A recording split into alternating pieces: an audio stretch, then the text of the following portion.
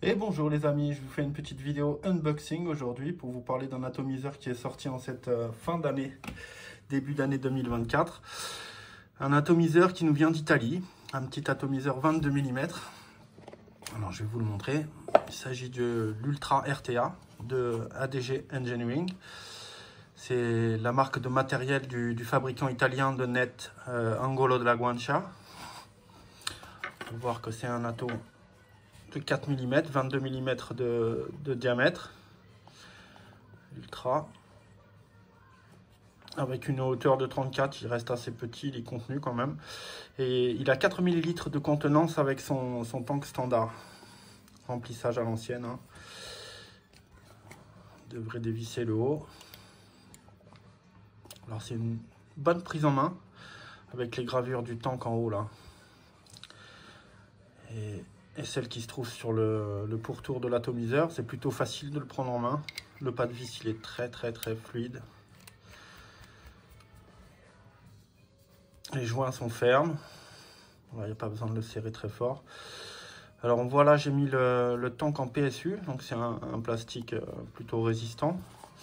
Il est livré avec un Pyrex aussi. Par habitude, je mets le PSU pour éviter de le casser trop rapidement. C'est quand même exposé. Je vais le mettre sur une box pour vous montrer tout ça.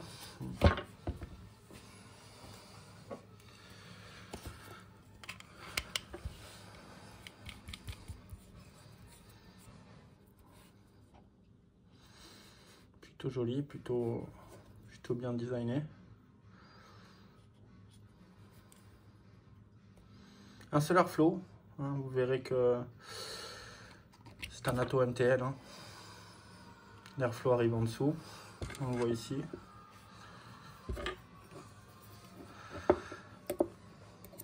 Un seul airflow, donc un seul côté aussi. Il est là. Voilà la sortie d'air. Alors j'ai déjà monté le coil, c'est pas le plus difficile sur ce genre d'atomiseur, donc vous le verrez un peu après là. Alors je vous disais donc l'airflow, il est ici, c'est des pins.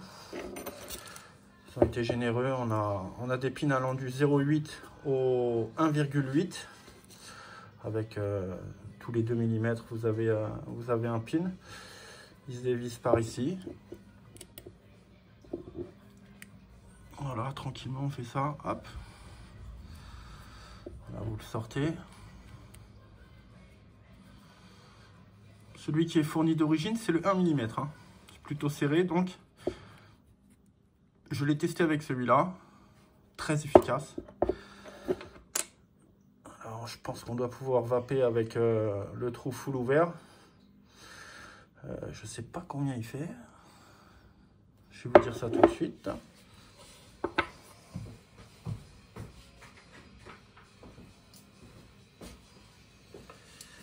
Sur quoi on est là? Alors full ouvert, on est sur quoi? Hop. On est sur du 3 mm d'ouverture. 3 mm, ouais, c'est ça. Bon, c'est très aérien, c'est pas vraiment la destination de ce genre d'atomiseur. La cheminée est en 4 mm, je l'ai mesuré tout à l'heure. Drip tip aussi. C'est plutôt pour avoir une sorte de compression avec un airflow plus petit, hein, vous l'aurez compris. Je vais en profiter moi pour mettre le 1.2, c'est ma taille d'habitude. Je l'ai bien aimé avec le 1, le tirage lui correspond plutôt bien. Je vais l'essayer comme ça. Alors voilà, toute petite pièce, attention à ne pas la perdre. Avec l'empreinte pour la clé Allen ici. On insère dedans tranquillement. Faites gaffe au pas de vis, hein. Bon, c'est de l'acier. C'est du SIS 304, donc c'est très résistant, mais on va quand même pas essayer de ne pas l'abîmer. Inutile de le serrer trop loin, mais vous l'avez vu, il est entre deux joints. Et vu que la chambre d'atomisation, elle le recouvre en se reposant sur ces deux joints, il faut faire attention à ce qu'il ne dépasse pas. Ça vous évitera de bloquer l'atomiseur. C'est prévu pour. On est embuté bien à l'intérieur, donc il n'y a pas de souci. Le 1.2 est monté. Alors on va parler du coil. Vous allez voir comme il est. Voilà. Alors je l'ai regardé sur le schéma qui est fourni. Je l'ai monté comme ça aussi. Le coil est en 2,5. Alors j'ai utilisé du nichrome. Oui, je l'ai mis à peu près à hauteur. Nichrome de The Vaping Gentleman Club. NI 80, 29 Go, 0,28 mm. C'est du vrai NI 80, hein. Du vrai 29 Go. Parce qu'on a aussi des tailles avec le 0,30 mm. Point de fusion, 1400 degrés. Ça, on est tranquille. Alors, je l'ai monté, vous avez vu, avec les pattes sur l'extérieur des deux côtés. Ça fait un petit peu une sorte de Z là. Pourquoi j'ai fait ça alors que d'habitude je l'aurais plutôt monté entre les pattes? C'est parce que le coton est sur les côtés et il repose directement dans la cuve. Donc pour éviter qu'il s'affaisse quand les deux arrivées de liquide vont venir dessus, je lui ai mis une petite patte de support sur le côté. Et comme le monde est bien fait, ça va dans le sens du serrage. Donc tu auras moins de difficultés comme ça. Juste un petit redressement de coil à faire. Voilà, on essaye de bien le centrer. Alors, l'airflow, il est de mon côté. Vous le voyez en bas ici, là. Il est ici.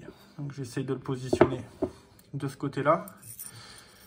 Et pas trop écarté non plus les spires. Je les resserre un petit peu vers le centre. Alors, j'ai essayé très écarté et moins écarté. Je préfère très nettement quand il est resserré au-dessus de l'airflow. Voilà, comme ça, j'ai toute ma spire qui vient sur l'airflow. Alors là, on le voit, là.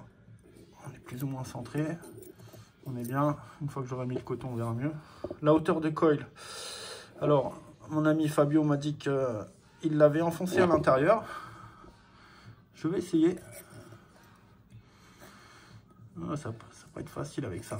Il m'a dit qu'il avait de bons résultats. Alors, l'idée, plus vous allez descendre la résistance près de l'arrivée d'air, moins vous allez avoir ce qu'on appelle le hit. C'est-à-dire la sensation en gorge un petit peu irritante pour certains et que moi j'adore. Donc je vais pas trop le descendre. Je l'ai descendu juste un tout petit peu pour avoir le haut de la spire au niveau de la vis ici. Alors sachant que l'alimentation liquide se fait par les deux petites pins d'arrivée qui sont là. Alors on appelle ça des feeders. C'est aussi ce qui donne le nom à ce type d'atomiseur. Alors soit il y en a qui disent gravity feeding. En tout cas, moi j'avais l'habitude de dire des atomiseurs à feeder. Style FEV, on dit. Le Flashy Vapor, un des premiers atomiseurs qui avait utilisé ce système.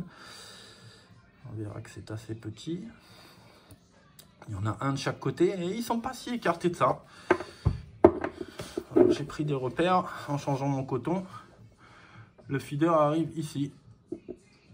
Ici au milieu. Alors on est à peu près à 2 mm du bord de l'atomiseur. Et on est en bout de course pour le coton. Cotonnage que je vais vous montrer tout à l'heure. Attendez, je vais regarder ma résistance là si on est plus ou moins correct. On est à 0,94. Je suis en nichrome, ça fera un petit... Ah ça je me disais aussi.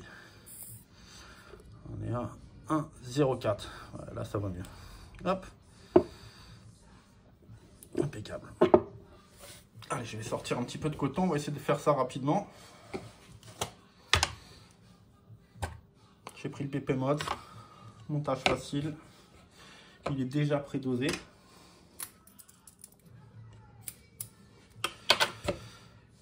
Alors là, ça se joue un petit peu au niveau du coton ici, hein, sur ce genre d'atomiseur. Il faut faire très attention. Un mauvais cotonnage et ça peut gâcher un petit peu l'expérience de vape que vous allez avoir.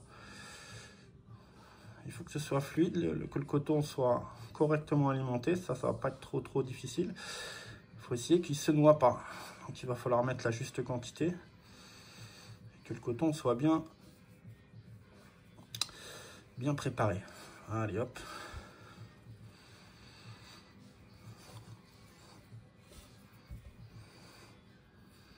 Je prépare ma mèche.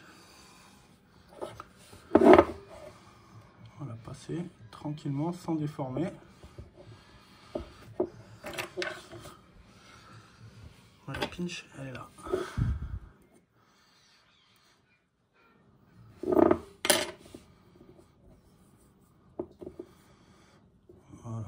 j'essaie de rester bien au centre. Je ne sais pas si vous voyez là. J'ai centré le milieu du coil, donc je vais tout rassembler pour que ça arrive bien devant.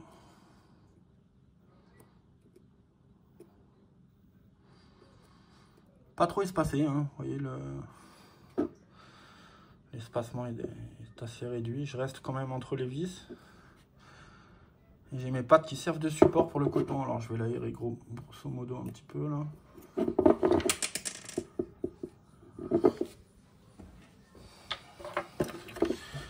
On va couper ça au niveau du deck. Pas plus compliqué que ça.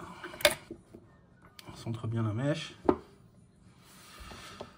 Un petit émoustillage du coton. Voilà. Hop. Alors on essaie de garder une mèche plus ou moins concentrée vers l'intérieur. Complètement inutile de la diffuser vu qu'il sera alimenté par le haut. Je vais à peine la recourber pour qu'elle puisse récupérer les quelques gouttes de juice qui vont se mettre en dessous. Mais sans chercher à la rentrer trop à l'intérieur, c'est pas l'intérêt. Parce que si le coton n'est pas en contact avec les petits tubes qu'on a vu tout à l'heure là pour l'arrivée de jus, ben, ça va fuir. Non. Au contraire, si vous êtes en contact avec, alors là il n'y a pratiquement aucun risque de fuite. La capillarité se fait bien. Hop. Ce que je veux, c'est avoir deux pompons qui viennent toucher là-haut et qui ne soient pas trop éparpillés, on va dire. Voilà, là on est plutôt pas mal.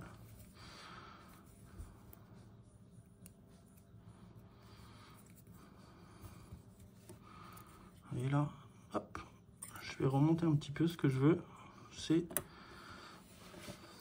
deux pompons. Voilà, comme ça. Les petits tubes là au fond, ils vont venir se poser dedans. Et ça va me garder mon coton toujours frais. Alors, qu'est-ce que je vais y mettre dedans aujourd'hui? Eh ben, on va rester chez Angolo de la Guancia. Latakiak, un pur Latakia syrien. Alors, c'est une version microfiltrée. On a 20 ml de liquide, on rajoute 40 ml de base et de nicotine. Et on est bon. Très peu salissant, avec un goût suave comme tous les Latakia syriens. Il n'est pas très oppressant, il n'est pas orgueilleux. C'est un Latakia qui se vapera bien tout au long de la journée, avec un petit goût fumé, un petit goût d'encens, d'épices végétales, un petit côté oriental aussi qui est sympa.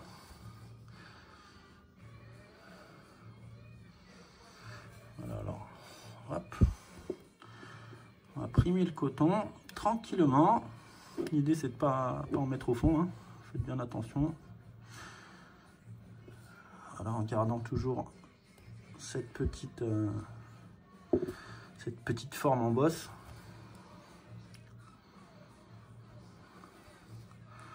On va mettre quelques gouttes sur les joints. C'est des joints de support, hein. La totalité de l'atomiseur repose sur ces deux petits joints. On les graisse, on y fait attention.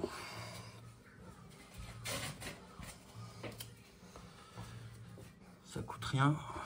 Hop. Un petit peu de liquide dessus.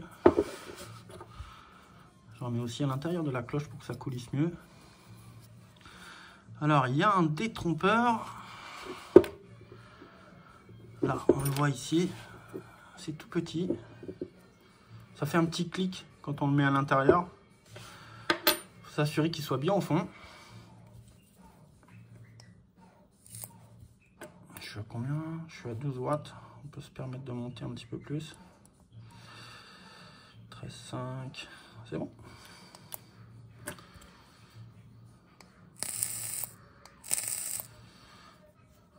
Alors, hop. On fait correspondre la petite fenêtre avec l'airflow sur le côté.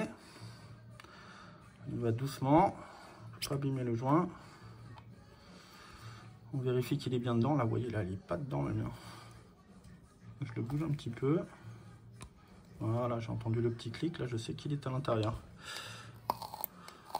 Joli bruit qu'on a l'habitude d'avoir avec ce genre d'atomiseur que j'adore. Alors, il faut savoir, comme je l'ai dit tout à l'heure, que par conception, ce genre d'atomiseur a un hit assez prononcé.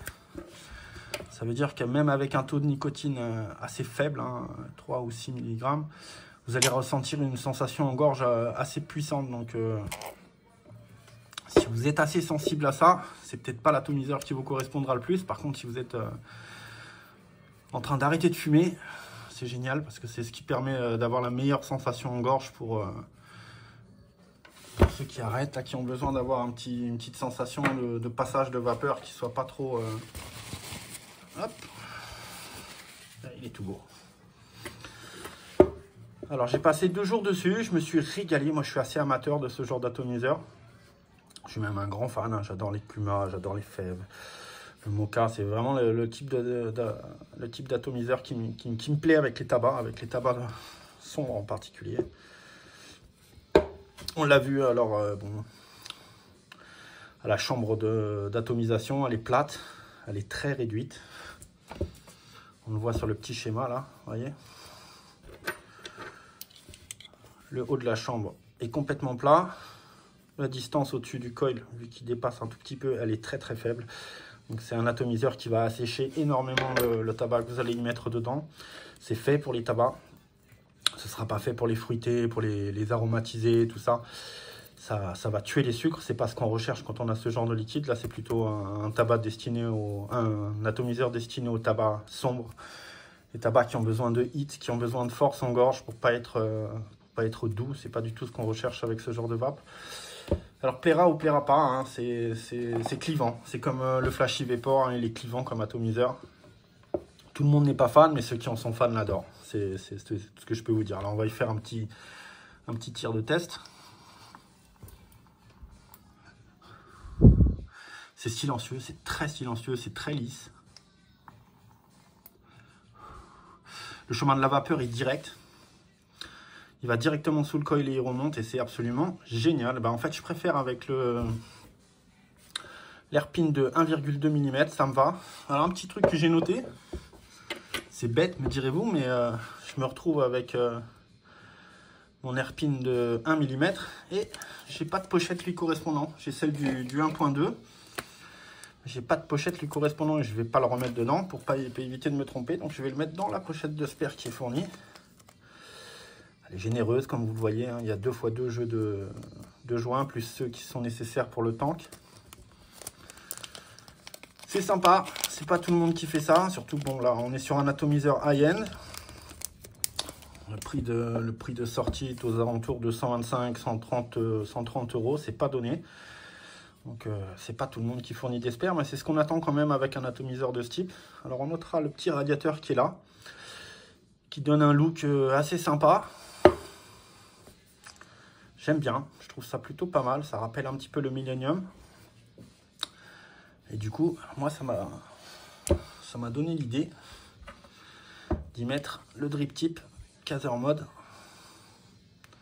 Avec ce petit rappel de radiateur en haut, je trouve que ça lui va super bien. Voilà, là, on est bien. Je trouve que ça lui va très très bien. Alors à savoir que ADG Engineering, ils ont sorti en même temps un drip tip long avec une cheminée très très fine, ce qui est rare sur les productions actuelles. C'est du 3 mm à l'intérieur contre 4 pour celui qui est fourni d'origine. Il est plus long, ce qui peut être sympa pour avoir une fumée un peu plus froide. Il est beaucoup plus long, il fait le double. Plus agréable en bouche aussi, j'ai bien aimé l'avoir en bouche. Mais c'est pas ce que je cherche aujourd'hui. Vous allez comprendre pourquoi. Parce que j'ai le setup idéal pour aller avec cet atomiseur.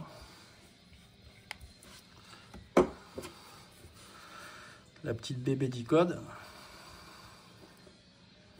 Ça va lui aller. Full SS. Ils sont de la même couleur. Je trouve ça trop mignon.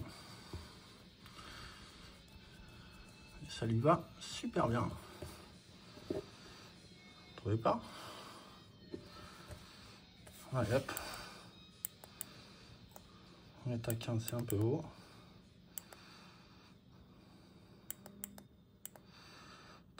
On va se mettre, on est bien. Allez, un petit tirage pour la fin. C'est super agréable, qu'est-ce que vous voulez que je vous dise?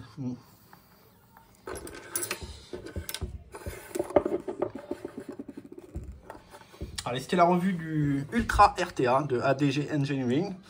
Et moi j'accroche à fond. Si vous aimez les atomiseurs avec du HIT, foncez.